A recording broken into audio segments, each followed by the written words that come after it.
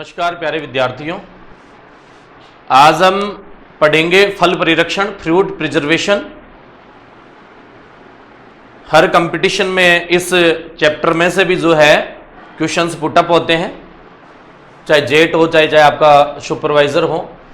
फल परिरक्षण में से ज़्यादातर जो क्वेश्चंस आते हैं वो इसके जो उत्पाद होते हैं, जैम, जेली, अचार, मुरब्बा, पानक वगैरह, उनमें से क्वेश्चंस आते हैं। कुछ क्वेश्चन इनकी जो सामान्य जानकारी होती है उनमें से आते हैं। इस चैप्टर में हम फल परिरक्षण का जनरल इंट्रोडक्शन पढ़ेंगे और उसके साथ साथ इसके सिद्धांतों में फल परिरक्षण की दो विधियां होती हैं, टेम्परेरी और परमानेंट, स्थायी परिरक्षण की विधि और अस्थायी परिरक्षण की विधि, इनके बारे में चर्चाएं करेंगे। तो ये जितना अपन विधियों तक पढ़ेंगे उनमें से कौन कौन से क्वेश्चन आते हैं।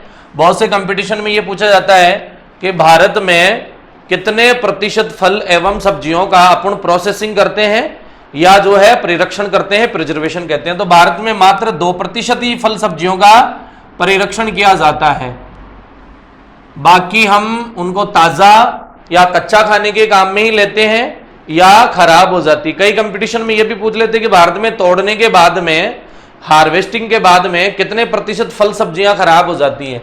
तो भारत में 25 से 30% खराब हो जाती है। इसके अलावा जो है कई बार जेड जैसे एग्जाम में एक प्रोडक्ट ऑर्डर निकला हुआ है जो आपके जितने भी प्रोसेस्ड फूड होता है, जितना भी अपना आपका परिरक्षित पदार्थ होते हैं, इन पर गुणवत्ता नियंत्रण रखता है, जिसका नाम है फ्रूट प्रोडक्ट ऑर्डर, FPO। इसकी स्थापना भी पूछ ली जाती है, कब हुई थी? 1955 में हुई थी। फिर अगर विधियों में से क्वेश्चन आते हैं तो विधियों के क्वेश्चन भी यदा कदा कई कंपटीशन में आए हुए हैं। जैसे 3 विधियां दे देंगे अस्थायी की और 1 दे देंगे स्थायी की। तो सुखाना ज्यादातर जो दिया जाता है कि डिहाइड्रेशन या सुखाना जो है फल परिरक्षण की किस प्रकार की विधि है, तो ये कैसी है? स्थायी विधि है। इसके अलावा कई बार विधियों में पूछ लेते हैं कि अचार का स्थायी परिरक्षण करने के लिए नमक कितना काम में ले? 15 से 20%। विधियों में से ही क्वेश्चन फिर आता है कि रंगीन फलों का परिरक्षण करने के लिए, कलर्ड फ्रूट्स का, रंगीन फलों से बने हुए जूस या उत्पादों का परिरक्षण करने के लिए कौन सा काम में लेते हैं? Sodium benzoate.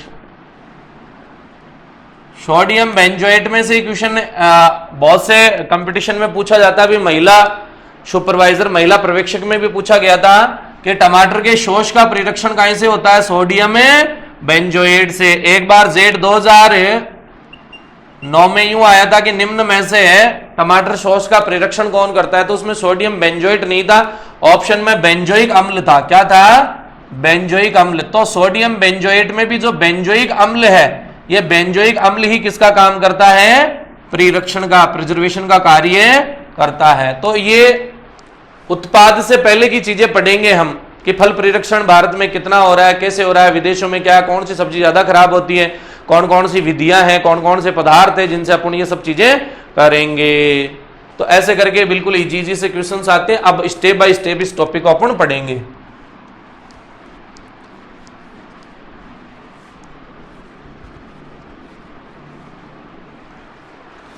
सबसे पहले तो कि फल परिरक्षण क्या होता है। परिरक्षण का मतलब होता है कि जो फल और सब्जियां होती है, इनको तोड़ने के बाद में, तुड़ाई के बाद में इनकी गुणवत्ता में वृद्धि करना, इनकी गुणवत्ता में वृद्धि करना। जैसे टमाटर था, टमाटर से टमाटर का शोष बना दिया आपने, इनकी क्वालिटी में जो है इंक्रीमेंट करना, गुणवत्ता में वृद्धि करना एवं मूल्य संवर्धन, वैल्यू एडिशन कर देना। जैसे टमाटर है वो कुछ समय पहले 2, 5, 7, 10 रुपए किलो के हिसाब से थे, अगर आप उसी समय उसका सॉस बना लेते तो वो जो है 200, 300, 400 रुपए जो है किलो के हिसाब से जो बिक जाता। तो परिरक्षण जो है फल सब्जियों को तोड़ने के बाद उनमें नुकसान नहीं हो, इसके अलावा उनकी गुणवत्ता में वृद्धि हो जाए, इसके अलावा उनका वैल्यू एडिशन हो, उनका जो है किसान को अधिक से अधिक मूल्य प्राप्त हो, आमदनी ज्यादा हो, ये इसका मेन मोटो या पर्पज रहता है। अब देखिए फल परिरक्षण जो है, इसके जो जनक है, फल परिरक्षण के फादर या जनक जो है वो है निकोलस एपर्ट। और निकोलस एपर्ट ने जो है कैनिंग मेथड यानी डिब्बाबंदी को भी खोजा है।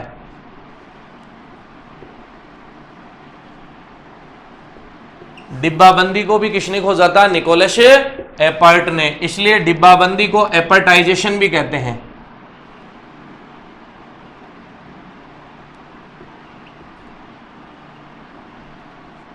इसलिए डिब्बाबंदी या कैनिंग को क्या बोला जाता है? एपर्टाइजेशन भी बोला जाता है। तो फल परिरक्षण के या फ्रूट प्रिजर्वेशन के फादर निकोलस एपर्ट है, कैनिंग के भी फादर निकोलस एपर्ट है।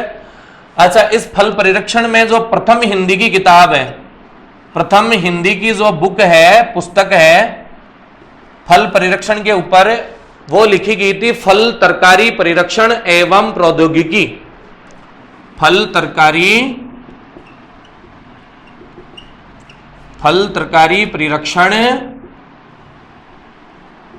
एवं प्रौद्योगिकी। और इसको लिखने वाले लेखक थे आपके सदाशिवम नायर और हरिश्चंद्र शर्मा। सदाशिवम नायर, हरीशचंद्र शर्मा। हालांकि यहां से क्वेश्चन आने की संभावना कम रहती है। अगर बात करें इंग्लिश की बुक की, इंग्लिश की बुक जो थी वो थी preservation of fruits and vegetables. Preservation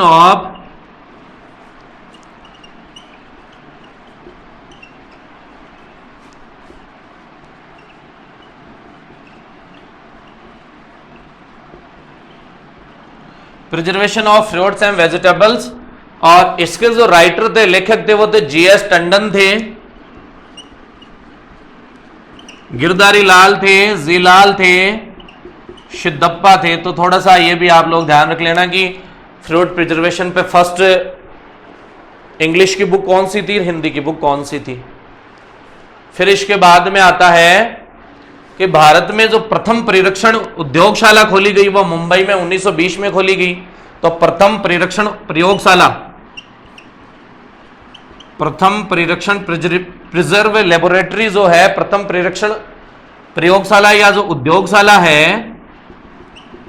वो खोली गई मुंबई में 1920 में। मुंबई में 1920 में खोली गई। फिर इसके बाद में केंद्रीय खाद्य प्रयोगशाला,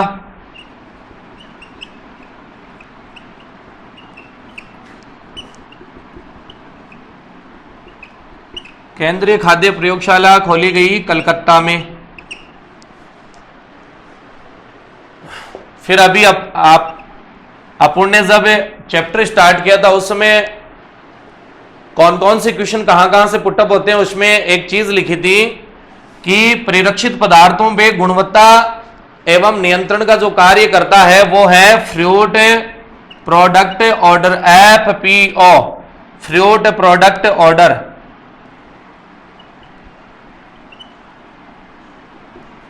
फ्रूट प्रोडक्ट ऑर्डर और ये फल उत्पाद आदेश।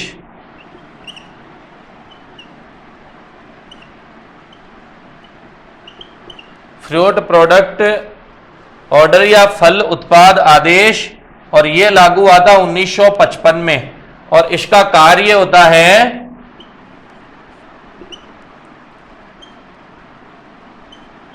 परिरक्षित पदार्थों की गुणवत्ता पर नियंत्रण, क्वालिटी पे कंट्रोल करते हैं। ये TSS कितना है, जितनी मात्रा उसमें एस्कॉर्बिक अम्ल की होनी चाहिए उतनी है या नहीं है, कितनी चीनी की मात्रा है, अलग अलग मानकों को ये कंट्रोल करते हैं, FPO। इसके अलावा फिर अगर जनरल फ्रूट प्रिजर्वेशन की बात करें तो भारत में कितने प्रतिशत फल सब्जियों का परिरक्षण किया जाता है? 2 से 3% फल सब्जियों का परिरक्षण।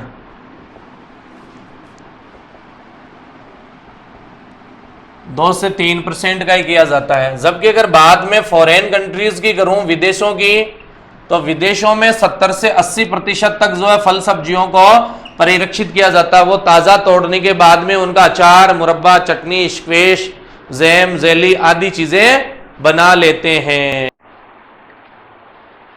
हाँ, तो विदेशों में 70 से 80% जो है फल सब्जियों को तोड़ने के बाद परिरक्षित करेंगे, जबकि भारत में 2 से 3% ही है। भारत में तुड़ाई के बाद में, तुड़ाई के पश्चात जो है कितने प्रतिशत फल सब्जियां खराब हो जाती है? भारत में 25 से 30% फल एवं सब्जियां खराब हो जाती है।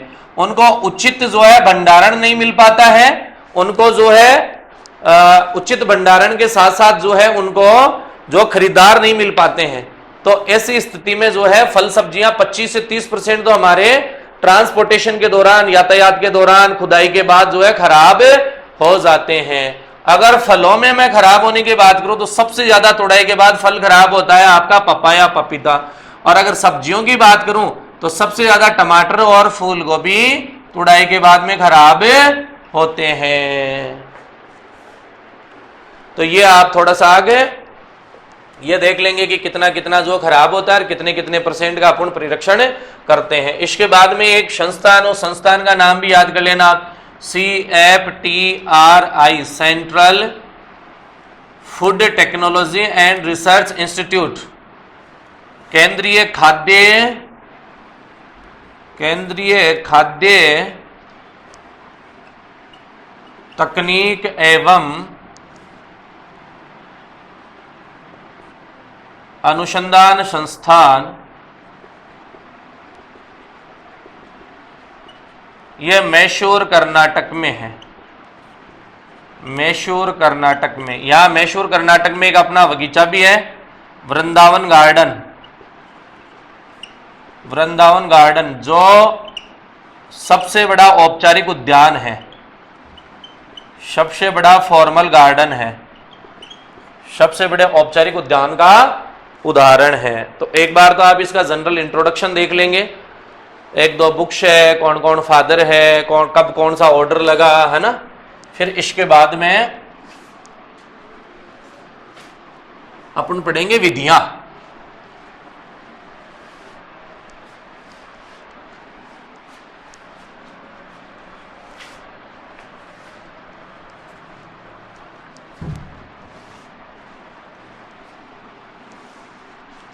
अब पढ़ेंगे अपन फल परिरक्षण की विधियां। तो 2 प्रकार की विधियां होती है, या सिद्धांत बोल सकते हो। एक होती है अस्थायी और एक होती है स्थायी। अस्थायी परिरक्षण, टेम्परेरी प्रिजर्वेशन। अस्थायी परिरक्षण में कुछ दिनों तक, 10, 15, 20 दिनों तक अपन फल सब्जियों को खराब होने से बचा सकते हैं। कुछ दिनों तक अपन फल सब्जियों को खराब होने से बचा सकते हैं। इनमें अपन जैसे फ्रीज में रख देते हैं, कोल्ड स्टोरेज में रख देते हैं। जैसे घर पे फ्रीज की सुविधा नहीं हो तो दूध को गर्म करके फिर ठंडा करके शाम तक उसको काम में लेते रहते हैं। अपने जितने भी रेस्टोरेंट होते हैं इनमें फल सब्जियों को, ज़्यादातर सब्जियों को सुबह उबाल लेते हैं और शाम तक उनको काम में लेते रहते हैं, जिसको ब्लांचिंग बोला जाता है।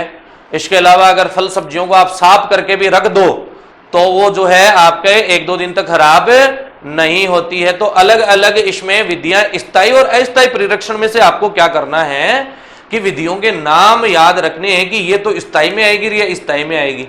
इसमें से क्वेश्चन यूं आता है कि 3 अस्थायी की विधियां दे देंगे और एक स्थायी विधि दे देंगे। 3 दे देंगे टेम्परेरी और एक दे देंगे परमानेंट मेथड। और आपसे पूछेगा कि निम्न में से स्थायी परिरक्षण का प्रकार या उदाहरण कौन सा है। तो अस्थायी परिरक्षण में अपन सबसे पहले पढ़ेंगे निम्न तापमान पर, लो टेम्परेचर पे। 10 डिग्री सेल्सियस से कम तापमान पे अपन फल सब्जियों को रख लेंगे तो वो कुछ दिनों तक खराब नहीं होती है। जैसे अपना रेफ्रिजरेटर इसी सिद्धांत पे काम करता है, 4 से 10 पे रेफ्रिजरेटर, फ्रीज। इसके अलावा शीत भंडारण, जो बड़े बड़े कोल्ड स्टोरेज होते हैं मंडियों में, कोल्ड स्टोरेज। तो निम्न ताप आ जाएगा अस्थायी परिरक्षण का उदाहरण। फिर आता है उच्च ताप, उच्च तापमान पर थोड़ा सा गर्म करके ठंडा करके परिरक्षित रख लेंगे उच्च ताप में ज्यादातर तापमान रखा जाता है 160 डिग्री फारेनहाइट से 180 डिग्री फारेनहाइट। डिग्री फारेनहाइट को सेल्सियस में बदलने का आपका फार्मूला होता है F माइनस 32/9 और C/5। F माइनस 32/9 और C/5 या C/5 ये रहता है। अब आप डिग्री फारेनहाइट को यहां रख ले और फिर इस फॉर्मूले को कैलकुलेट कर ले, आपका डिग्री फारेनहाइट सेल्सियस में बदल जाएगा। अगर सेल्सियस आपको पहले से दे रखा तो आप फारेनहाइट में बदल लेंगे। तो जो है उच्च तापक्रम पे 160 से 180 डिग्री फारेनहाइट पे जो अपन फल सब्जियों को गर्म रखते हैं। इसके उदाहरण हैं पाश्चुरीकरण, पाश्चुराइजेशन, पाश्चुरीकरण। पाश्चुरीकरण की खोज किसने की थी? लुईस पाश्चर ने। किसने की थी? लुईस पाश्चर ने। अपने घर पे जो ताजा दूध होता है उसको गर्म करके और फिर ठंडा करके रख लिया जाता है, जहां फ्रिज की सुविधा नहीं हो, तो शाम तक वो दूध खराब नहीं होता है। तो वो विधि पाश्चुरीकरण कहलाती है, पाश्चुराइजेशन कहलाती है। वैसे एक्चुअल में पाश्चुराइजेशन में जो तापमान होता है वो 85 से 90 डिग्री सेल्सियस होता है। और कितनी देर के लिए रखते हैं इसको? 30 मिनट तक। किसी भी पदार्थ को 85 से 90 डिग्री सेल्सियस 30 मिनट तक गर्म करते हैं, वो पाश्चुरीकरण या पाश्चुराइजेशन कहलाता है। और इसी में दूसरा उदाहरण आता है आपका ब्लांचिंग, जिसको हिंदी में विवर्णीकरण भी कहते हैं। ब्लांचिंग या विवर्णीकरण। ब्लांचिंग में भी फल सब्जियों को गर्म कर लेते हैं। अब इसका क्वेश्चन हमारे एससीएफ में भी आया था, यदा कदा पूछते ही रहते हैं। ब्लांचिंग में क्या करते हैं? फल सब्जियों को 2 से 5 मिनट तक उबलते हुए गर्म पानी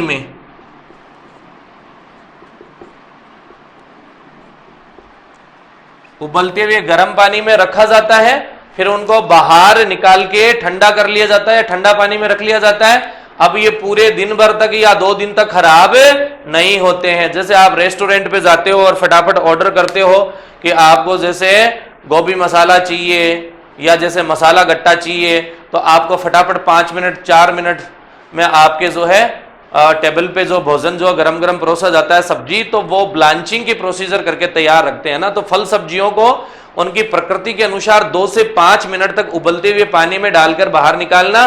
ब्लांचिंग के बहुत सारे लाभ है। फल सब्जियां मुलायम हो जाती हैं, इनमें सूक्ष्म जीव और जो भी रोग होते हैं, इंसेक्ट पेस्ट का अगर इंसिडेंस हो तो वो दूर हो जाता है। इनमें कोई कड़वाहट हो तो वो दूर हो जाती है। कई बार पंजेंसी आती है, बिटरनेस आती है ना, कड़वी कड़वी लगती है गोभी वगैरह और करेला वगैरह, तो वो दूर कर लेते हैं। तो आपके उच्च तापक्रम के 2 उदाहरण हो गए, पाश्चुराइजेशन और ब्लांचिंग।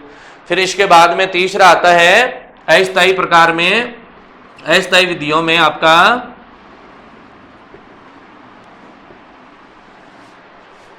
नमी निष्कासन द्वारा।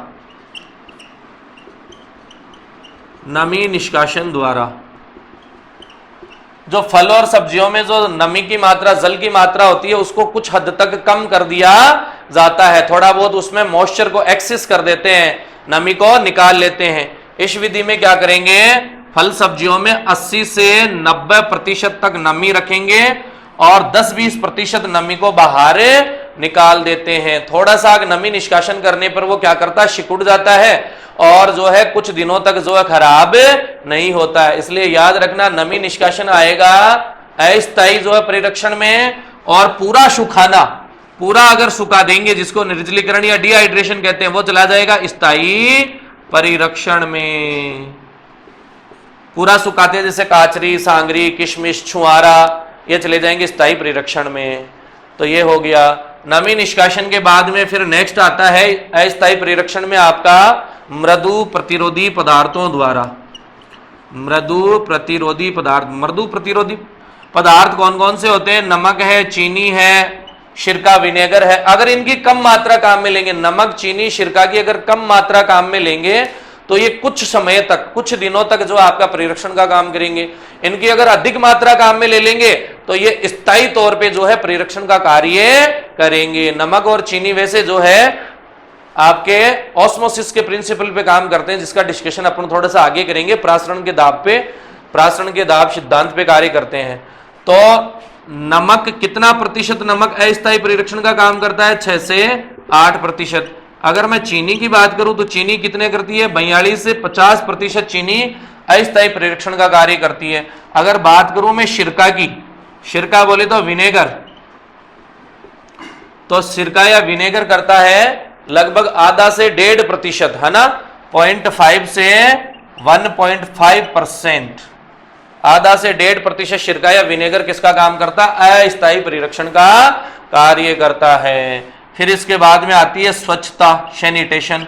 एक तो आप फल एवं सब्जियों को जैसा मार्केट से खरीदते हैं या जैसा आप जो है बाजार, जैसा आप जो खेत से लाते हो वैसा का वैसा आप प्रिजर्व करो, उनको घर पे रखो।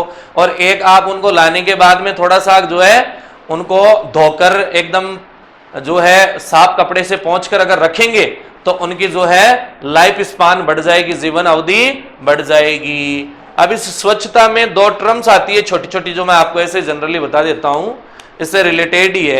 एक होता है ग्रेडिंग और एक होता है शॉर्टिंग। देखो ग्रेडिंग क्या होता है? ग्रेडिंग को हिंदी में कहते हैं श्रेणीकरण। इसमें फल एवं सब्जियों की अपन जो छटनी करेंगे वो आकार के आधार पे करेंगे, उनकी साइज के आधार पे करेंगे।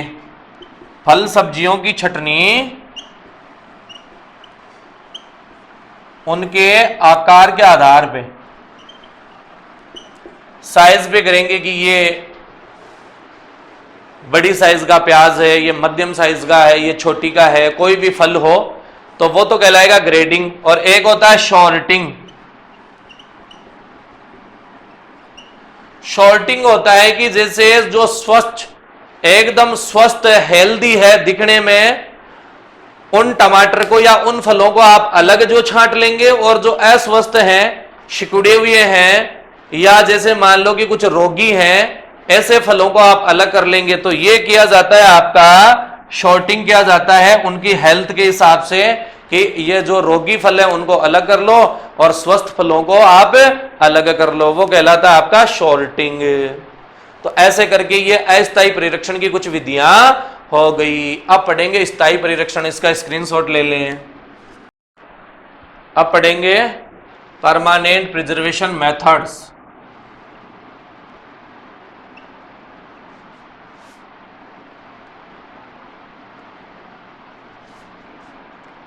स्थायी परिरक्षण की विधियां। अब इसमें कुछ महीनों से लेकर वर्षों तक, है ना, कुछ महीनों से लेकर वर्षों तक इसमें प्रिजर्वेशन किया जा सकता है। इसमें सबसे पहले लेंगे अपन एग्जाम्पल के तौर पे जो हमारी बहुत पुराने समय से जो प्रचलित विधि है वो है सुखाना।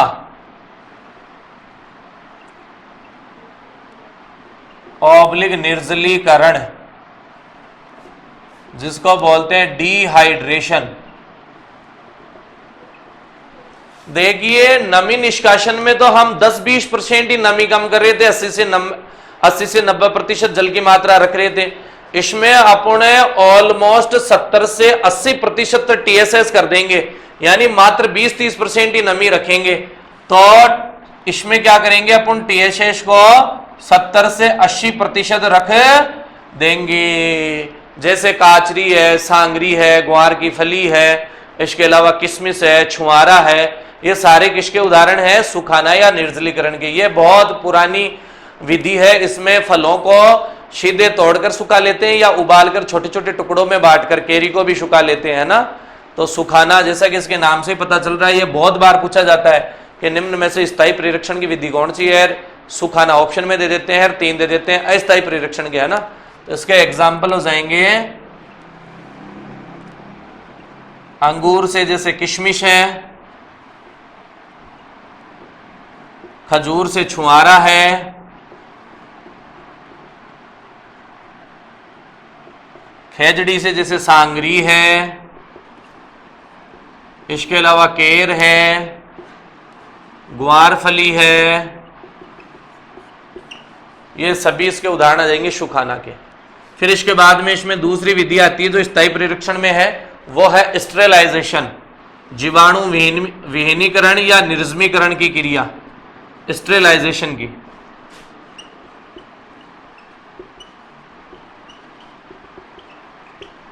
स्टेरिलाइजेशन या जीवाणु विहीनीकरण की क्रिया, इसमें भी क्या करते हैं कि इसमें गर्म करके ही जो है फल सब्जियों को जो है परिरक्षित किया जाता है। इसमें जो फल होते हैं,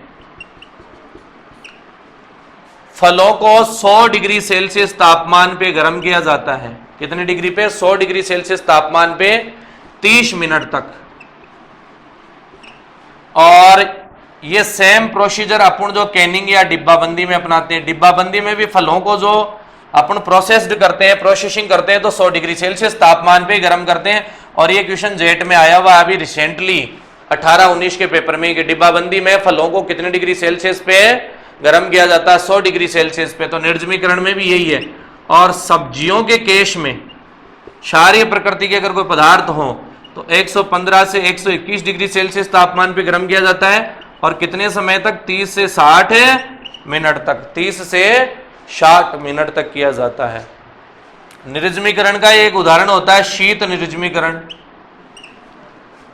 शीत निर्जमीकरण, जिसको इंग्लिश में बोलते हैं कोल्ड स्टेरिलाइजेशन।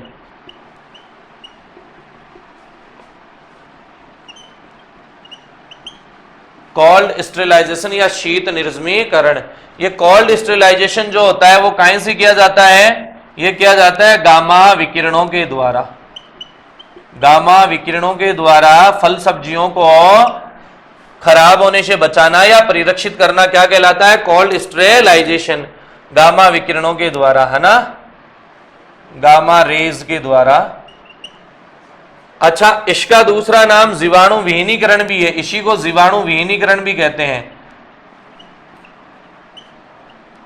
ये क्वेश्चन हमारे बीकानेर यूनिवर्सिटी का एक फार्म मैनेजर टेक्निकल असिस्टेंट का पेपर हुआ था, उसमें भी पूछा गया था कि जो जीवाणु विहीनीकरण की प्रोसीजर होती है ये काहे से संपन्न होती है, कि जीवाणु से होती है कि गामा किरणों से होता है। तो ज्यादातर लोग नाम के हिसाब से इसमें क्या सोचते हैं कि जीवाणुओं से होती है, जबकि गामा विकिरणों के द्वारा खाद्य पदार्थों को सुरक्षित करना ही कोल्ड स्टेरिलाइजेशन या जीवाणु विहीनीकरण कहलाता है। तो ये दो विधियां हो गई जो आपके स्थायी परिरक्षण में है। अब तीसरी विधि है किण्वनीकरण।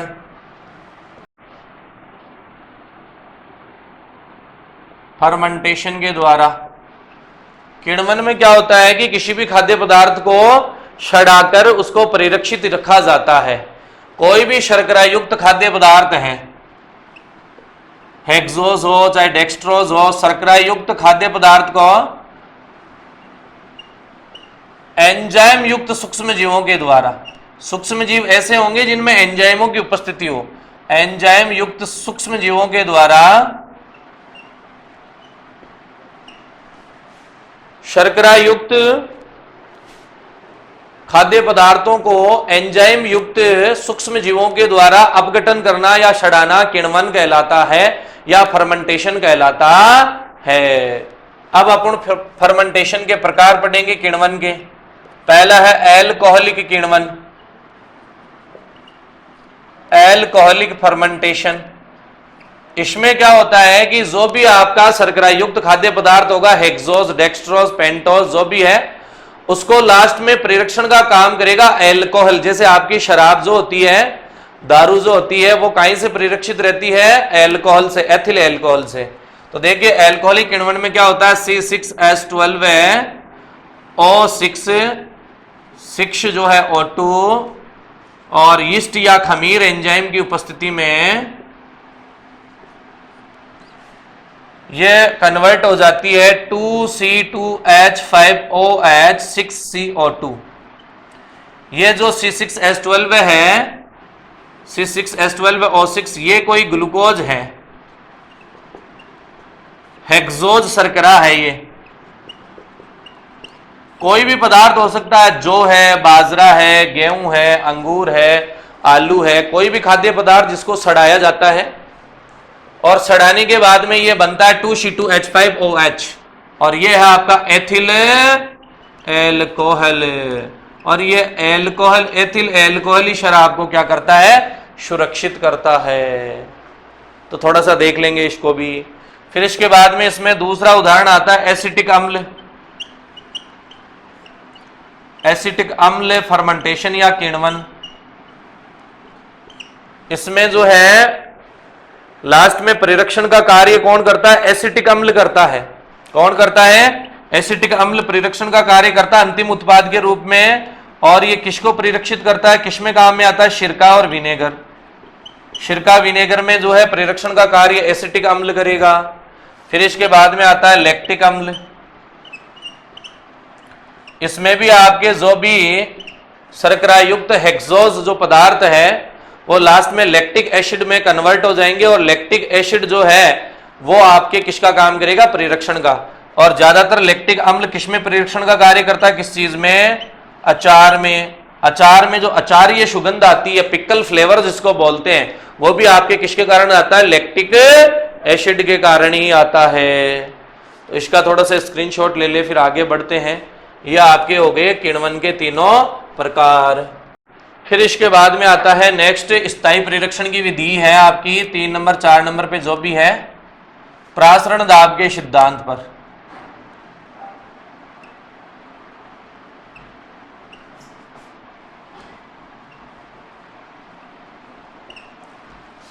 On the principle of osmosis pressure, प्रासरण दाब के सिद्धांत पे। देखिए प्रासरण दाब के सिद्धांत पे काम करने वाले रसायन कौन कौन से हैं?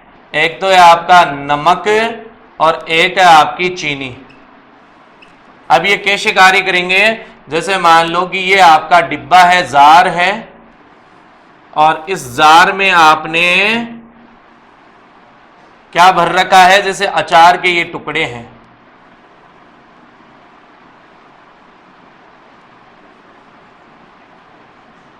अचार के ये टुकड़े हैं, और अचार भी देखो दो तरीके से परिरक्षित रहता है। एक तो अपन ऊपर उसमें मोटी तेल की परत भर देते हैं, और एक जो बाजार में मिलता है वो साल्ट से या नमक से रहता है, बिल्कुल एकदम नमक बहुत ज्यादा मात्रा में होता है तो नमक से। तो ये बीच में आपने उसमें नमक का घोल भर रखा है। ये क्वेश्चन भी कई बार आता है कि कितना प्रतिशत नमक जो है अचार का स्थायी परिरक्षण करता है, या कई बार स्थायी शब्द देता भी नहीं, सीधा पूछ लेता है कि अचार को परिरक्षित करने के लिए नमक की कितने प्रतिशत मात्रा चाहिए? तो कितनी चाहिए? 15 से 20%। अब देखिए इसमें 15 से 20% नमक अगर आप डाल देंगे तो ये जो आपका बर्तन है, जार है, इसकी जो सांद्रता होगी घोल की वो क्या हो जाएगी? सांद्रता अधिक हो जाएगी, इसकी कंसंट्रेशन क्या हो जाएगी? हायर हो जाएगी। अब अपन जैसे ही इसमें हाथ डालेंगे, या कोई जैसे मान लो साफ स्वच्छ चम्मच नहीं हो, गंदी हो, उसको डालेंगे, ऐसी स्थिति में इसमें क्या हो जाएंगे? छोटे छोटे क्या हो जाएंगे? इसमें जो फफूंद है, जीवाणु है, वो भी प्रविष्ट कर जाएंगे। अब अपने ये जैसे ही प्रविष्ट करेंगे अपनी संख्या बढ़ाने की कोशिश करेंगे, लेकिन इस समय इनको क्या होती है? कंडीशन से सामना करना पड़ता है। वो क्या होता है कि इस जार के अंदर अत्यधिक नमक होने के कारण इस घोल की सांद्रता तो होती है ज्यादा, और इनके शरीर में पानी होने के कारण इनकी सांद्रता क्या होती है? कम होती है। और यहां फिर जो है ऑस्मोसिस का सिद्धांत लगता है। ये अपनी जैसी संख्या बढ़ाने की कोशिश करेंगे, नमक की सांद्रता ज्यादा होने के कारण इनके शरीर का जो पानी होता है वो बाहर निकलने लगता है, कम सांद्रता से अधिक सांद्रता की ओर गति करने लगता है। बीच में जो अर्ध पारगम्य झिल्ली होती है उनकी बॉडी, जिसको सेमी परमेबल मेम्ब्रेन बोलते हैं, और इस प्रकार इनके शरीर का अगर पानी बाहर निकल गया तो फिर ये निष्क्रिय हो जाएंगे, जो गए थे अंदर वो भी मृत हो जाएंगे, और इनके शरीर के पानी को बाहर निकलना बोलते हैं प्लाज्मोलाइसिस या जीवद्रव्य कुंचन। तो कुल मिला के जो नमक और चीनी होते हैं ये परिरक्षण में, स्थायी परिरक्षण का कार्य जो है वो ऑस्मोसिस के प्रिंसिपल पर करते हैं, ऑस्मोसिस प्रेशर पे, यानी प्रासरण दाब के सिद्धांत पे। तो सबसे पहले ले लेंगे नमक। नमक की कितनी प्रतिशत मात्रा? 15 से 20%। किसका? ये जो परिरक्षण करेगी अचार का, आपको ये याद रखना है ना। फिर चीनी, चीनी कितने प्रतिशत? चीनी 65 से 70% चीनी किसका परिरक्षण करेगी? चीनी। चीनी जो है आपके जैम, जेली, मुरब्बा, कैंडी, जैम है, जेली है, मुरब्बा है, कैंडी है। मुरब्बा सबसे अच्छा आंवला का, कैंडी सबसे अच्छी बेर की, है ना। क्रिस्टलाइज्ड फ्रूट्स होते हैं, ये क्रिस्टलीय फल होते हैं जिनको सूखी चाशनी में लपेट लिया जाता है, कैंडी में, है ना। तो ये हो गया आपके चीनी में, है ना। तो प्रासरण दाब के, इसके अलावा तीसरा इनमें आता है सिरका विनेगर। इन तीनों का मैंने अभी अस्थायी परीक्षण में भी बताया था, लेकिन वहां मात्रा क्या ले रहा था, मैं कम ले रहा था। तो ये आ गया सिरका ऑब्लिक विनेगर। सिरका या विनेगर में कितने प्रतिशत जो है आपका ये जो स्थायी परीक्षण का काम करेगा, 2 से 3, जबकि अस्थायी की बात करूं तो आधा से 1.5, 0.5 से 1.5, जबकि इसमें 2 से 3% सिरका या विनेगर स्थायी परीक्षण का कार्य कर रहा है। अब जो सिरका या विनेगर होता है इसमें परीक्षण का काम कौन करता है, एसिटिक अम्ल करता है, जैसे कि अपन पहले चर्चा कर चुके। एसिटिक अम्ल काम करता है, कितना होता है इसमें एसिटिक अम्ल, 6.5% होता है, 6.5% एसिटिक अम्ल का कंटेंट होता है किसमें, सिरका या विनेगर में होता है। तो ऐसे करके ये 2-3 आपके प्रासरण दाब पे हो गए। फिर इसके अलावा अपन पढ़ते हैं CO2 के द्वारा। आप लोगों ने कोल्ड ड्रिंक्स वगैरह पी होगी, कोल्ड ड्रिंक्स को जैसे अपन खोलते हैं तो उसमें से जो है CO2 गैस बाहर निकलती है। CO2 के द्वारा जो परिरक्षित कौन रहता है, आपके कोल्ड ड्रिंक्स। कोल्ड ड्रिंक्स को जो है प्योर हिंदी में बोलते हैं शीतल पेय पदार्थ। शीतल पेय पदार्थ, Mountain Dew, Sprite, Mirinda, Coca Cola, Thums Up, WhatsApp, बहुत सारे हैं, है ना। तो ये शीतल पेय पदार्थ कहलाते हैं जो CO2 के द्वारा जो है प्रिजर्व रहते हैं। और कितनी CO2 1 लीटर के लिए पर्याप्त रहती है, 8 ग्राम CO2 1 लीटर जो है कोल्ड ड्रिंक को परिरक्षित रखती है। अच्छा, CO2 के कारण कोल्ड ड्रिंक प्रिजर्व रहती है, इसलिए इनको कार्बनीकृत पेय पदार्थ भी कहते हैं, कार्बोनेटेड बेवरेज, कार्बनीकृत पेय पदार्थ भी इनको बोला जाता है। तो ये भी थोड़ा सा देख लेंगे कि अपनी जो कोल्ड ड्रिंक्स वगैरह वो CO2 से प्रिजर्व रहती है। इसके बाद में फिर आता है एक तेल के द्वारा। देखो, ज्यादातर जो घर पे अचार बनाया जाता है उसमें नमक की मात्रा कम रखी जाती है या स्वादानुसार ही रखी जाती है। उसमें बाजार की तरह 15 से 20% नमक की मात्रा नहीं रखी जाती है। तो जो घर पे जो घरेलू अचार होता है उसको अपन तेल के द्वारा परिरक्षित रखते हैं। और तेल के द्वारा परिरक्षित क्यों रखा जाता है या कैसे रखता है तेल, जो भी अपना जार होता है, बर्तन होता है, उसमें अपन क्या करते हैं, 2-3 इंच मोटी तेल की परत जमा कर लेते हैं। ये परत क्या कर देती है, एनारोबिक कंडीशन पैदा करती है, अवायवीय जो है स्थिति पैदा कर देती है। जब अंदर अगर मान लो कि कुछ सूक्ष्म जीव अपनी संख्या बढ़ाने की कोशिश भी करेंगे तो उनको जो है ऑक्सीजन नहीं मिलेगी या उस तेल की मोटी परत को वो भेद कर नहीं जा सकते। तो तेल भी अचार का परिरक्षण करता है, किस सिद्धांत पे करता है, एनारोबिक कंडीशन पे, अवायवीय सिद्धांत पे करता है। इसका एग्जाम्पल हो जाएगा अचार, पिकल, अभी सीजन भी चल रहा है पिकल्स का। फिर इसके बाद में लास्ट वन आता है इस टॉपिक का जो मोस्ट इंपॉर्टेंट भी है स्थायी परिरक्षण में, रासायनिक पदार्थों के द्वारा। 2 केमिकल्स हैं जो स्थायी परिरक्षण का कार्य करते हैं, सोडियम बेंजोएट और पोटेशियम मेटाबाइसल्फाइड। सबसे पहले पढ़ेंगे सोडियम बेंजोएट। सोडियम बेंजोएट के बारे में, सोडियम बेंजोएट क्या करता है, यह रंगीन फलों का परिरक्षण करता है, रंगीन, कलरफुल, जैसे जामुन हो गया, टमाटर का सॉस हो गया, फालसा का पानक हो गया, यह रंगीन फलों के ही काम में आता है। इसमें परिरक्षण का कार्य कौन करता है, जैसे मैंने अभी चैप्टर की शुरुआत की थी तब बताया था कि Z 2009 में यूं आया था कि टमाटर सॉस में परिरक्षण का कार्य कौन करेगा, अपन पढ़ते हैं सोडियम बेंजोएट। लेकिन सोडियम बेंजोएट में भी एक्चुअल में कौन करता है, बेंजोइक एसिड या बेंजोइक अम्ल परिरक्षण का कार्य करता है। यह बेंजोइक अम्ल किसकी वृद्धि को रोकता है, मुख्यतः यह रोकता है यीस्ट एवं खमीर की वृद्धि को, यीस्ट व खमीर की वृद्धि को या ग्रोथ को चेक कर देता है, वृद्धि रोकता है, यीस्ट एवं खमीर की वृद्धि को रोक देता है।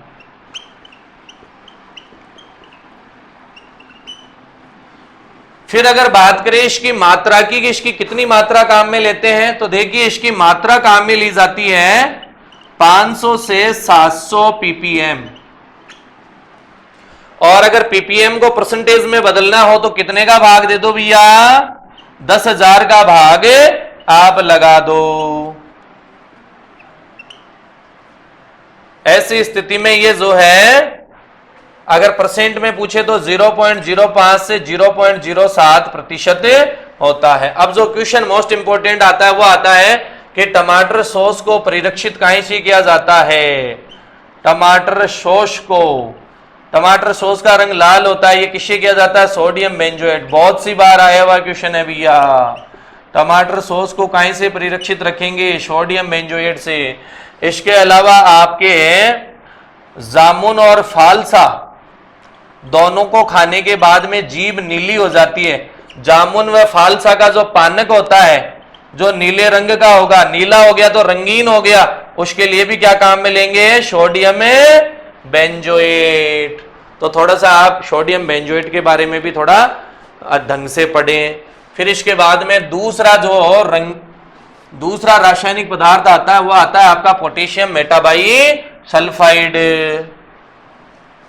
पोटेशियम मेटाबाइसल्फाइड जस्ट उल्टा काम करता है, ये रंगहीन कलरलेस में पोटेशियम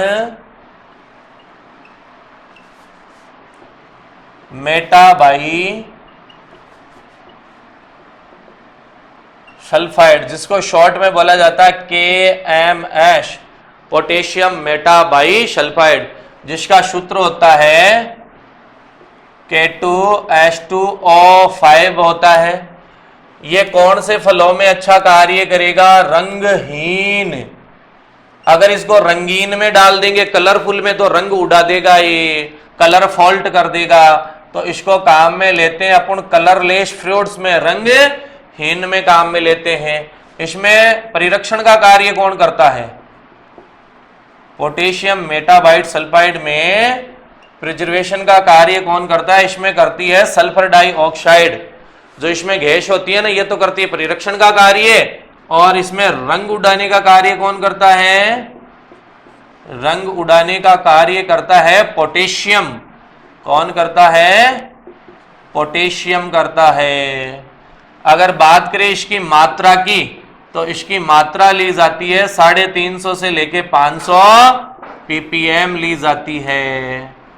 बोले तो 0.035 से 0.05% ली जाती है। यह ज्यादातर जो नींबू वर्गीय फलों का पानक बनाया जाता है, जिनका कोई रंग नहीं होता है, जो कलरलेस होते हैं, उनमें काम में लिया जाता है। ये नींबू वर्गीय फलों के पानक में है ना, रस में, नींबू वर्गीय फलों के पानक बोले तो स्क्वैश या रस में काम में आता है।